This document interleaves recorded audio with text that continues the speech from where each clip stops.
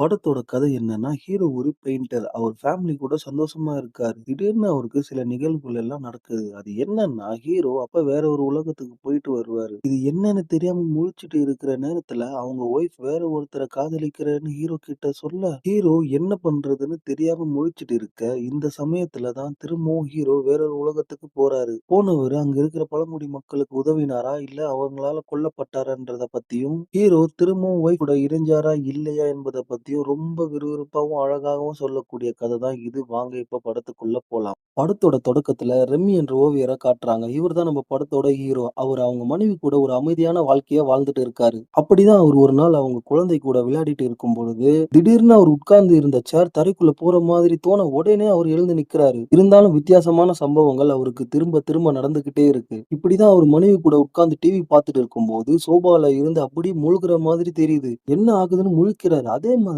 பெட்ல படுத்துட்டு இருக்கும்போதும் அவர் உள்ள போற மாதிரி தோணுது. இங்க என்ன நடக்குதுன்னே அவருக்கு ஒண்ணுமே புரியல. ஒருவேளை இதெல்லாம் மனப்பிராந்தியா இருக்குமோன்னு அவரே நினைக்க ஆரம்பிக்கிறாரு. ஒரு நாள் ஹீரோ அவருடைய குழந்தைங்களோட ஸ்டூடியோக்கு போயிருப்பாரு. அப்போ அவர் தெரியாத்தனமா தண்ணி பைப்ப தொறந்து விட்டுருப்பாரு. ஆனா அத மூட மறந்துட்டு இருப்பாரு. அதனால அவருடைய மொத்த ஸ்டூடியோவும் தண்ணியால மூழ்குது. இதனால அவருடைய மொத்த வாழ்க்கையும் பாதிக்கப்படுது. இந்த நேரத்துல இங்க இருக்கிற சில பெயிண்ட்களையாவது பத்திரப்படுத்தலாம் அப்படின்னு கையில எடுக்கும்போது, திடீர்னு அவர் தண்ணிக்குள்ள மூழ்குறாரு. இந்த வாட்டி அதிலிருந்து அவரால மீள முடியல. முழுவதும் மூழ்கி போறாரு. திடீர்னு பார்த்தா ஒரு பரந்த கடல் இருக்கிற பகுதியிலிருந்து எழுந்துக்கிறாரு. கையில அவருடைய ஓவியங்கள் எல்லாமே நனைஞ்சு போய் வேஸ்ட் ஆயிட்டு இருக்கு. இப்போ ஹீரோ வந்திருக்க உலகம் வேற ஒரு உலகம். எல்லாமே வித்தியாசமா இருக்கு. அவருக்கு ஒண்ணுமே புரியல. இந்த நேரத்துல ஹீரோ இருக்கிற திசையை நோக்கி பழங்குடியினர் ஓடி வர, இத பார்த்த ஹீரோ அப்படியே தண்ணிக்கு பின்னாடியே நடந்து போயிட்டு இருக்காரு. திடீர்னு தண்ணுக்குள்ள மூழ்கி நிகழ்காலத்துக்கே வந்துடுறாரு அவருடைய ஸ்டூடியோவுக்கே. ஹீரோ நினைக்கிறாரு இதெல்லாம் ஒரு கனவா இருக்காதுன்னு. யாருக்காவது இது மாதிரிலாம் நடக்குமா அப்படின்னு நினைக்கிறாரு. வீட்டுக்கு வந்த ஹீரோ இத பத்தி எல்லாம் அவங்க மனைவி கிட்ட சொல்லும்போது அவங்க நம்புற மாதிரியே இல்ல.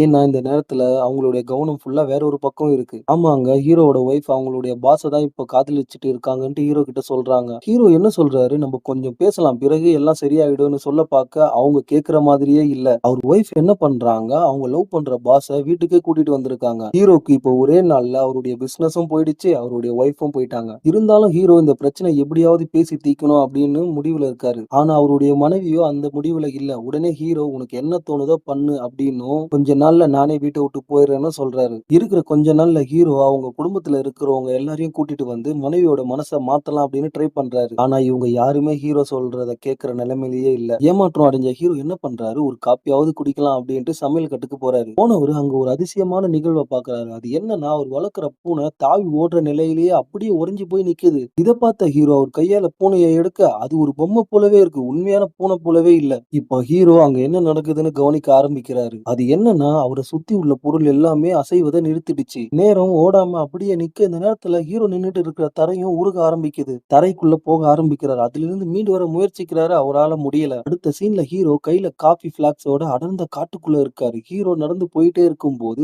பக்கத்துல அங்க இருக்கிற பழங்குடியினர் என்ன பண்றாங்க, உணவு சமைக்கிறதுக்காக மாமிசத்த ரெடி பண்ணிட்டு இருக்காங்க. இத பார்த்த ஹீரோ உடனே அவங்க கிட்ட போயிட்டு உதவி கேட்க, ஆனா அதுக்கு பதில் அந்த பழங்குடி மக்கள் என்ன பண்றாங்க, ஹீரோவையே சமைச்சு சாப்பிடலான்னு முடிவு பண்ணி அவர தொரத்த ஆரம்பிக்கிறாங்க. ஹீரோவும் இந்த பக்கம் தல கால் புரியாம ஓட ஆரம்பிக்கிறாரு. ஓட ஆரம்பிச்சவரு கடைசியா ஒரு கிராமத்த பாக்குறாரு. இங்க ஒரு குகை இருக்கு. அங்க மறைஞ்சுக்கலான்னு பாக்குறாரு. இவர் ஓடி வந்த ஸ்பீட்ல அதே இடத்துல கண்ட்ரோல் இல்லாம விட, இந்த சமயம் அவருடைய வீட்டோட மேல் டாப்ப உடைச்சுக்கிட்டு கீழ விழுறாரு. இங்க இருக்கிற பொருட்கள் எல்லாம் சிதறி கிடக்குது. இதனால அவருடைய உறவினர்கள் எல்லாம் என்ன நடக்குதுன்னு பார்க்க ஹீரோ அவங்க கிட்ட நடந்ததெல்லாம் விளக்கி சொல்ல பாக்குறாரு. ஆனா சொல்றதுக்குள்ளேயே ஹீரோ தலை சுத்தி மயக்கம் போட்டு அதே இடத்துல விழுறாரு. அடுத்த சீன்ல கண் முழிச்சா ஹீரோ ஹாஸ்பிடல்ல இருந்துக்கிறாரு. என்ன நடந்தது அப்படின்னு டாக்டர் கிட்ட சொல்ல ஆரம்பிக்கிறாரு. ஆனா அவர் சொல்றத இங்க இருக்கிறவங்க யாருமே நம்புற மாதிரியே இல்ல. அதுக்கு பதிலா இதெல்லாம் அவருடைய கற்பனை தான்னு முடிவு பண்றாங்க. அடுத்த நாள் ஹீரோ அவருடைய ஸ்டூடியோக்கு போறாரு. போனவர் அங்க பேங்க் அதிகாரிகள் இருக்கத்த பாக்குறாரு. அவங்க ஹீரோ கிட்ட நீங்க பேங்க்ல வாங்கின பணத்தை கொடுங்க அப்படின்னு கட்டாயப்படுத்துறாங்க.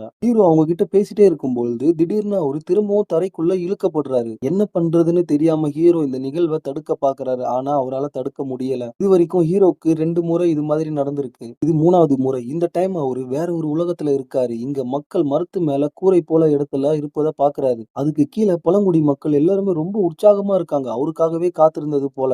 ஏன்னா அவரு இப்ப பறக்க போறாரு. இத பார்க்க தான் நாங்க காத்துட்டு இருந்தோம் அப்படின்னு அவங்க செய்கை மூலமா பறங்க பறங்கன்னு சொல்றாங்க. ஹீரோவும் அத புரிஞ்சுக்கிறாரு. ரொம்ப உற்சாகமா அவரும் பறக்க ஆரம்பிக்கிறாரு. ஆனா அவரால பறக்க முடியல. அதுக்கு பதிலா தரையில விழுந்து முகத்துல அடிபடுது. என்னால பறக்க முடியாது அப்படின்னு ஹீரோ சொல்ல, அந்த பழங்குடியினர் அவர தூக்கிட்டு போறாங்க. போனவங்க ஒரு வித்தியாசமான பச்சை பழத்த அவருக்கு சாப்பிட குடுக்குறாங்க. குடுக்குறாங்க. ஹீரோ அந்த பழத்த சாப்பிட மாட்டேன்னு சொல்றாரு. இருந்தாலும் கட்டாயப்படுத்தி சாப்பிட வைக்கிறாங்க. இந்த பச்சை பழத்த சாப்பிட்ட உடனே அந்த பழங்குடியினரோட மொழி இவருக்கு புரிய ஆரம்பிக்குது. உடனே இந்த இடத்துக்கு பழங்குடியினரோட தலைவர் வந்து, "நீ எப்படிப்பா இந்த இடத்துக்கு வந்த?" அப்படின்னு கேட்கிறாரு. இப்போ பழங்குடியின தலைவர் என்ன சொல்றாருன்னா, "நாங்க எல்லாருமே ஒரு மிகப்பெரிய அரக்கனால இங்க பயந்துட்டு இருக்கோம். அவன் எங்கள்ல யாராவது ஒருத்தர அடிக்கடி புடிச்சு சாப்பிட்டுட்டு இருக்கான். இது தீர்க்கிறதுக்கு எங்களுடைய முன்னோர்கள் சில வேற்று உலக புத்தகங்கள படிச்சு சொன்னது என்னன்னா, வேறொரு உலகத்திலிருந்து மனிதன் ஒருத்தன் வருவான். அவனால மட்டும் தான் இந்த அரக்கன அழிக்க முடியும்னு சொல்றாங்க." உடனே ஹீரோ, "என்னங்க அரக்கனா? அத நான் அழிக்கணுமா? என்னாலலாம் முடியாது. நான் சாதாரண ஒரு புள்ள பூச்சி. என் மனைவி அவளுடைய பாஸ லவ் பண்றேன்னு சொல்லும்போது கூட நான் கம்முனு தாங்க இருந்தேன். அவ்வளவுதாங்க நானு. என்ன விட்டுருங்க." அப்படின்ட்டு ஹீரோ மறுக்கிறாரு. ஆனா இங்க இருக்கிற பழங்குடியினத்தவர் அவர விட்டுறதா இல்ல. மாறாக அவர தலைகீழா தொங்க விடுறாங்க. ஹீரோ வேற வழி இல்லாம நான் பண்றேன்னு ஒத்துக்கிறாரு.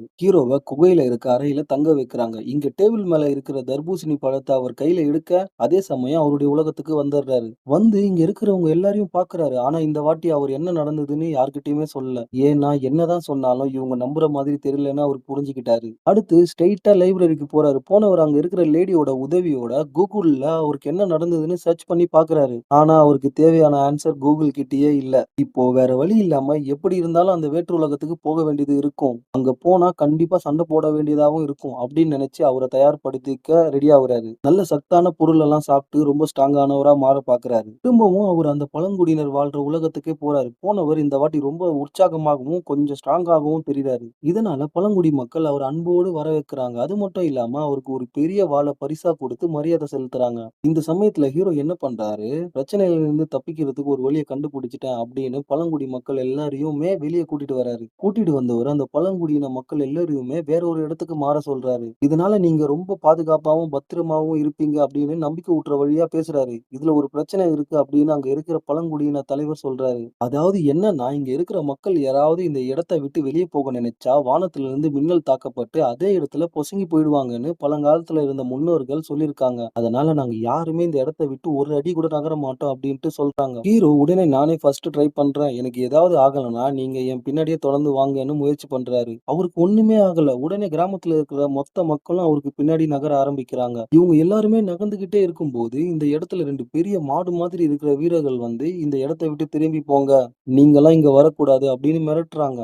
இந்த வாட்டி ஹீரோ எல்லாத்துக்கும் தயாராகி வந்திருக்காரு. இப்போ அவங்க கிட்ட சண்டை போடுறாரு. ஆனா ஒரு வழியா 2 பேர்ல ஒருத்தன் கையில இருக்க கத்திய புடுங்கி அவன கொன்னுடுறாரு. இன்னொருத்தன் தப்பிச்சு ஓடிடுறான். இதனால அந்த கும்பல் கண்டிப்பா நம்மள தேடி வருவாங்க அப்படின்றத உணர்ந்த ஹீரோ அவருடைய உலகத்துக்கு வராரு. ஹீரோ இப்போ அவருடைய உலகத்துக்கு வந்து நெறைய புக் படிக்க ஆரம்பிக்கிறாரு. அதாவது வரலாறு மற்றும் எப்படி சண்டை போடணும், என்னென்ன சண்டை வகைகள் இருக்கு அப்படின்றது எல்லாத்தையும் பத்தியும் தெரிஞ்சு கத்துக்கிறாரு. மெயினா அவர் என்னென்ன கத்துக்கிறாருன்னா, போர்ல எப்படி வெற்றி பெறணும், வெற்றி பெற என்னென்ன நுட்பங்கள், தந்திரங்கள செய்யணும் அப்படின்றதையும், போர்ல வெற்றி பெற முக்கியமான காரணம் போர் வீரர்களுக்கு நம்பிக்கை வர மாதிரி பேசுறது. இப்போ ஹீரோ பழங்குடியின உலகத்துக்கு போகும்போது ரொம்ப தைரியமான ஆளாகவும், மன உறுதியோடும் இருக்காரு. பழங்குடியினருக்கு வீரம் வர மாதிரி ஒரு அருமையான பேச்ச போடுறாரு. இங்க என்ன சொல்றாருன்னா, நீங்க உங்களுடைய உரிமைக்காகவும், உங்க குழந்தைகளுக்காகவும், அடுத்த தலைமுறைக்காகவும் சண்டை போடணும். அந்த எண்ணத்துல சண்டை போட்டீங்கன்னா, கண்டிப்பா உங்கள யாராலயுமே ஜெயிக்க முடியாது அப்படின்னு ரொம்ப சூப்பரா பேசுறாரு. இவர் பேசிய பேச்சாலே இங்க இருக்கிற பழங்குடியினருக்கு அவர் ஹீரோவா தெரியிறாரு. அதனால நெறைய பெண்கள் வந்து அவர் கூட பழக ஆரம்பிக்கிறாங்க. ஆனா அவர் எந்த பெண்ணையும் பார்க்குற மாதிரி இல்ல. அவருடைய இதயம் அவங்க மனைவிக்கு சொந்தமானது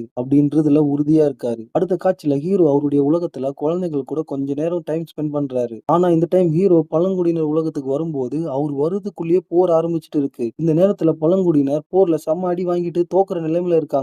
இத உணர்ந்த ஹீரோ என்ன பண்றாரு, உடனே அவங்கள பின்வாங்குங்க, பின்வாங்க அப்படின்னு கத்தி ஒரு மறைவான இடத்துக்கு கூட்டிட்டு போறாரு. கூட்டிட்டு போனவரு ஒரு நல்ல பிளான் போடணும். அதுக்கப்புறம் தான் அவங்க கிட்ட மோதணும் அப்படின்ற முடிவுக்கு வராரு. அடுத்த சீன்ல வில்லன் டீம்ல இருக்கிறவங்க எல்லாருமே தூங்கிட்டு இருக்காங்க. இந்த சந்தர்ப்பத்த பயன்படுத்தி ஹீரோ யாருக்குமே தெரியாம உள்ள போயிட்டு, அந்த டீம்ல இருக்கிறவங்கள ஒருத்தரா மாத்தி மாத்தி செவிலியே பலார் பலார்ன்னு அடிச்சுட்டு அவங்கள அவமானப்படுத்திட்டு வெறியேத்திட்டும் வராரு. இங்க ஹீரோவோட திட்டம் வேலை செய்யுது. கடுப்பான வில்லன் டீம்ல இருக்கிற எல்லாருமே ஹீரோவ ரொம்ப கோவமா பின்னாடியே துரத்திட்டு வராங்க. உடனே ஹீரோ சிக்னல் குடுக்க அம்பு மலை போல பொழிய ஆரம்பிக்குது. இதே நேரத்துல ஹீரோ ஏற்கனவே செட் பண்ணி வச்சிருந்த ஒரு மர பொந்துக்குள்ள போய் ஒளிஞ்சுக்கிறாரு. ஹீரோவோட ஐடியாவால எதிரி கூட்டத்துல இருக்கிற பாதி பாதி பேர அதே இடத்துல கொல்றாங்க. மீதி பேர் பயத்திலேயே அந்த இடத்த விட்டு ஓடிர்றாங்க. இப்போ கடைசியா வெற்றி அடைஞ்ச பழங்குடியினர் எல்லாருமே ஹீரோவ தலையில தூக்கி வச்சு கொண்டாடுறாங்க. அது மட்டும் இல்லாம இப்ப இவங்க இருக்கிற புதிய கிராமத்துக்கு ஹீரோவையே ராஜாவாக்கிர்றாங்க. ஹீரோ இப்போ ராஜா ஆனதுனால அவருடைய அறிவ பயன்படுத்தி அந்த பழங்குடி கிராமத்துல அடுக்குமாடி கட்டிடங்கள் எல்லாம் கொண்டு வராரு. நவீன முறையில வண்டிகள் எல்லாம் செஞ்சு குடுக்குறாரு.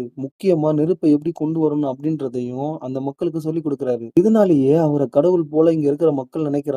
அது மட்டும் இல்லாம பெண்கள் எப்பவுமே அவர சூழ்ந்துகிட்டே இருக்காங்க.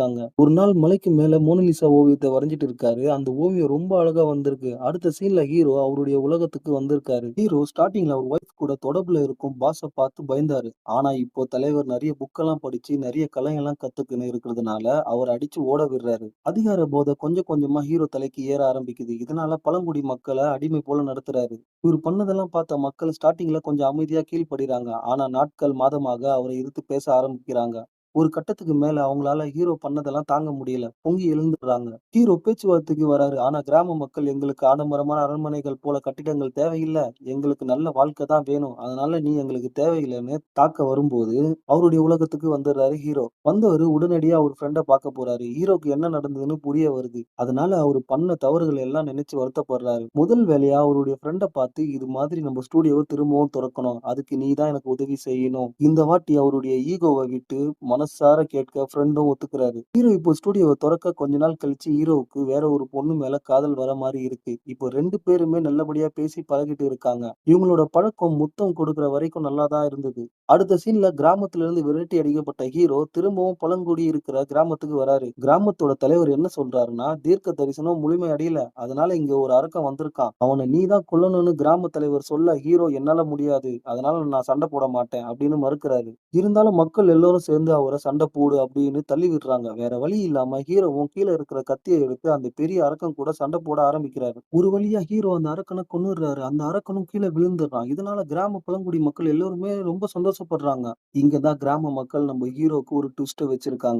அது என்னன்னா, சடங்கு இன்னும் முடியல. ஹீரோவோட உயிர பலி கொடுத்தா தான் சடங்கு முழுமையடையும் அப்டின்ட்டு கிராம தலைவன் சொல்றான். இத கேட்ட உடனே ஹீரோ, "என்னது உயிர கொடுக்கணுமா? போங்கடா டேய்" அப்படின்னு அந்த இடத்த விட்டு ஓட ஆரம்பிக்கிறாரு. இருந்தாலும் பழங்குடி கிராம தலைவன் கையில ஒரு பொருள் இருக்கு கட்ட மாதிரி. இந்த பொருள் ஒரு மந்திர பொருள். இப்போ பொருள நெருப்புல எடுத்து போட்ட உடனே ஹீரோ உலகத்துல ஸ்டார்ட்டிங்ல அந்த பொண்ணு கூட இருந்திருப்பாருல்ல, அங்க வந்து விழுறாரு மயக்கம் அடைஞ்ச நிலையில. ஏன்னா, அந்த பொருள் எரிய எரிய இங்க ஹீரோவோட உயிருக்கு ஆபத்து அதிகரிச்சுட்டே இருக்கு. மந்திரக்கட்ட முழுசா எரிஞ்சு அழிஞ்சா ஹீரோவும் அழிஞ்சிடுவாரு. திரும்பவும் அந்த பழங்குடி கிராமத்துக்கே வரமாட்டாருன்னு பழங்குடி தலைவன் எல்லார்கிட்டயும் சொல்றான். அங்க இருக்கிற மக்கள் என்ன பண்றாங்க, எரிஞ்சுகிட்டு இருக்க அந்த மரக்கட்டைய ஃபுல்லா எரித்துக்குள்ள அத எடுத்து தண்ணிக்குள்ள போடுறாங்க. நெருப்பு அணைஞ்சதுனால ஹீரோ திரும்பவும் மூச்சு விட ஆரம்பிக்கிறாரு அவருடைய உலகத்துல. உடனே ஹாஸ்பிடல்ல அடிச்சு புடிச்சு எழுந்து ஹீரோ பார்க்குறாரு. பார்த்தா இங்க அவருடைய ஒய்ஃபும், அவருடைய சொந்தக்காரங்க எல்லாம் நின்னுட்டு இருக்காங்க. கூடவே இப்ப காதலிக்கிற பொண்ணும் நின்னுட்டு இருக்கா. இங்க இருக்கிற ஹீரோவோட குடும்பத்த பார்த்த உடனே புதுசா வந்த பொண்ணு என்ன நினைக்கிறான்னா, ஹீரோ இன்னும் அந்த லேடிய மறக்காம தான் இருக்காரு. அதே போல அவங்களும் ஹீரோவ இன்னும் லவ் பண்ணிட்டு தான் இருக்காங்க அப்படின்னு புரிஞ்சுகிட்டு அந்த இடத்த விட்டு கிளம்புறாங்க. இந்த டைம்ல தான் ஹீரோவோட மனைவி என்ன பண்றாங்க, அவங்க பண்ண தப்பு எல்லாம் உணர்ந்து ஹீரோ கிட்ட மன்னிப்பு கேட்டு, "இனிமே நான் அந்த ஆள் கூட எந்த தொடர்பும் வச்சுக்க மாட்டேன். நீங்க தான் எனக்கு முக்கியம். நான் எவ்ளோ பெரிய தப்பு பண்ணியிருக்கேன்னு எனக்கு இப்ப தான் புரியுது. அதனால என்ன மன்னிச்சு ஏத்துக்கங்க. நான் உங்களுக்கு புடிச்ச மனைவி மாதிரி இருப்பேன்." அப்படின்னு சொல்றாங்க. இதனால ஹீரோ ரொம்ப சந்தோஷமாயிடுறாரு. இந்த பக்கம் பழங்குடி உலகத்த காட்டுறாங்க. அதுல ஹீரோக்கு ஒரு சிலைய வச்சு அவர சாமியாவே ஆக்கி வழிபட ஆரம்பிக்கிறாங்க. இங்க நடந்த மொத்த நிகழ்வால ஹீரோ ஒரு புது மனுஷனாவே மாறியிருக்காரு. அவர் குடும்பத்தோட ஒரு பீச்ல உட்கார்ந்து அருமையான இந்த நாள கழிக்கிறாரு. இதோட படம் முடியுது. நன்றி, வணக்கம்.